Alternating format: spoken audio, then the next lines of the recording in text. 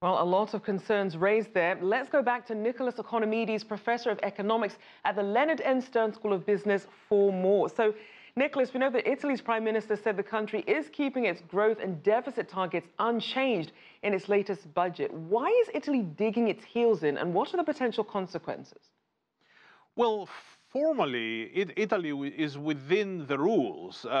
Nevertheless, these are the early skirmishes between a populist coalition government in Italy and the traditionalists in Brussels, who want a more austere budget.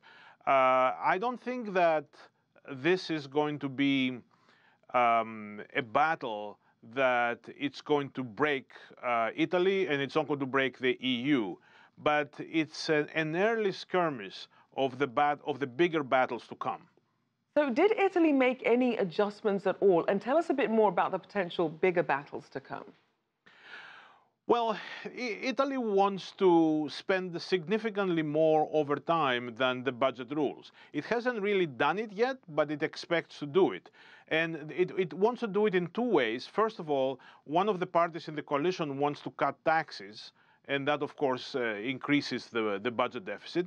And the second party in the coalition wants to give more to welfare, to giveaways to people. So that also increases the budget.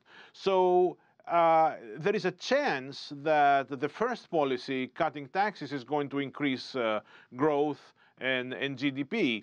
But in the short run, it doesn't do that right away. So the European Union Commission would like them to be much more circumspect and balance the budget and so on and so on. But the Italians want to spend more. They got elected with this kind of promises, and they're going to, at the moment at least, keep going.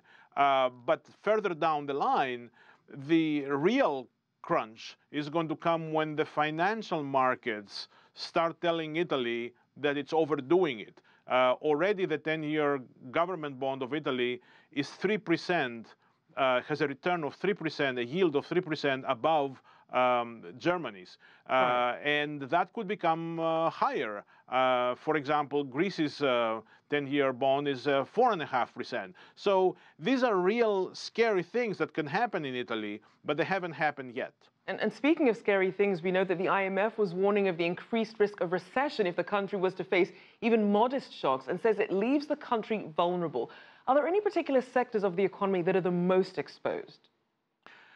I think manufacturing is an exposed sector. Keep in mind that Italy has not done well for the last 15 years. I mean, this is not a new problem. So it has a significant problem of structural reforms required in its industry. The other countries, not only Germany, but France, Spain, even Portugal have done better than Italy. So things need to be changed, and the present government doesn't seem to be in tune with this idea. All right, thank you so much for your insights. Nicholas Economides there, Professor of Economics at the Leonard N School of Business.